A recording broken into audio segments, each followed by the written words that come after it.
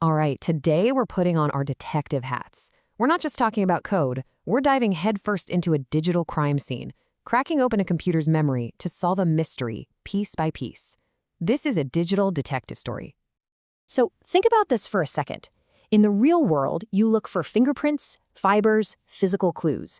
But in the digital world, the criminals leave behind bits and bytes, and they often leave them in the most temporary place possible, a computer's live memory. So how do you catch a ghost? Well, you learn to dust for digital prints. And that's exactly what memory forensics is all about. It's the art of digging through a computer's RAM, its short-term memory. And look, this isn't old data from a hard drive. This is a live snapshot, everything that was running, being typed, being viewed at a specific moment. It's a goldmine of clues, and we're about to go digging. Okay, so every investigation starts at the crime scene. For us, it's not a dusty room with yellow tape, it's a digital snapshot. Let's get it secured. Our main piece of evidence is what's called a memory dump. The best way to think of it is like hitting a pause button on a computer and taking a perfect 3D photograph of absolutely everything happening at that exact instant. You get all the running programs, any open connections to the internet, and just all the digital ghosts of what the user was doing. Now, you can't just walk onto a crime scene like this and start poking around. You need a specialized toolkit. And for us digital detectives, that kit is called Volatility. Using Volatility really breaks down into 3 basic steps. First, obviously, you get your evidence, that memory dump we talked about. Second, you figure out what you're looking at. The imageinfo command is like checking the floor plan before you enter a building. It tells you the exact operating system you're dealing with. And you have to get this right, because every other tool depends on it. Once you've got that, the real fun begins. Okay, this is where it starts to feel like a real detective movie. We've got our evidence, we've got our toolkit. Now it's time to follow the breadcrumbs and figure out exactly what our intruder was up to.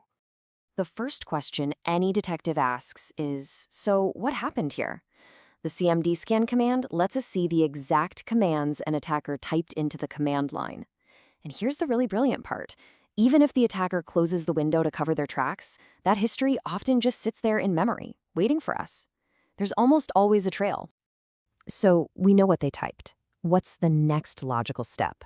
We want to know what programs they ran. The user assist command can pull up a list of applications that were launched from the desktop. This helps us build a timeline, right? We can see what they opened and what they might have used to carry out their attack.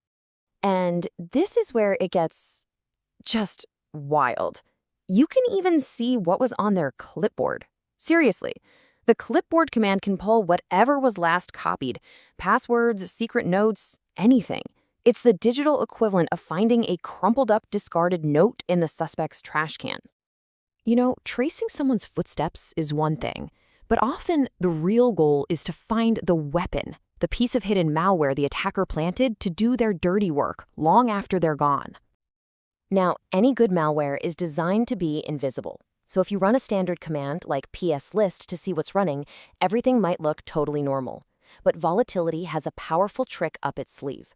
A command called pscan does a much deeper dive, and it can find processes that were deliberately hidden from the operating system. And bam, there it is, bad malware.exe trying to hide in the shadows. But a good detective always confirms their suspicions, right? You need to be sure. That's where a command like pxview comes in. It basically cross-checks a bunch of different methods for listing processes. If a process shows up in one list but is missing from another, well, that's a huge red flag. You've probably found your culprit. So, once we've got our malware cornered, it's time for an interrogation. The malfind command is built specifically to scan that process's memory for all the telltale signs of malicious code, things that are hidden or injected where they shouldn't be. This is how we figure out what the malware was actually designed to do. And that brings us to the final act, the motive.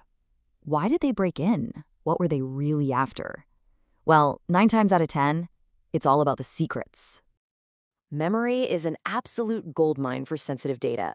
Attackers aren't just there to cause chaos. They're trying to steal the crown jewels. Things like password hashes, which are basically scrambled versions of passwords. An attacker can grab these, take them offline, and use powerful computers to crack them, potentially giving them the keys to the entire kingdom. And to get those crown jewels, there is one single command that is devastatingly effective. The hash dump command. It does exactly what it sounds like. It reaches into that memory dump and just rips out all of those password hashes. Once an attacker has those, it's game over. It's like finding the master key to every single door in the building. So, it's pretty amazing, right? Our own human memory fades and gets things wrong, but a computer's memory tells a perfect story if you know how to read it. And it really makes you wonder, doesn't it? As you're sitting there, what fleeting secrets is your computer holding in its memory right now?